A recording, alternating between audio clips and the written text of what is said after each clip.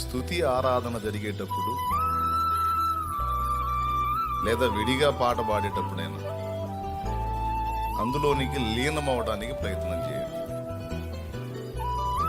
దేవుని ఆరాధనలో శక్తి ఉత్పన్నం అవుతుంది. ఇది నేను చెప్పే మాట కాదు, బైబిల్ చెప్పిన సాక్ష్యం. స్తుతి ద్వారా మనకు తెలియకుండా శక్తి ఉత్పన్నం అవుతుంది. అది ఎంత పని చేస్తుందంటే ఘోరమైన జబ్బులు కూడా విడుదల వచ్చేస్తుంది, స్వస్థత వచ్చేస్తుంది, జబ్బుల నుండి విడుదల వస్తుంది. మానసిక వేదనలు, అశాంతి, ఆందోళన నుంచి కూడా విడుదల వస్తుంది, ప్రశాంతత వచ్చింది.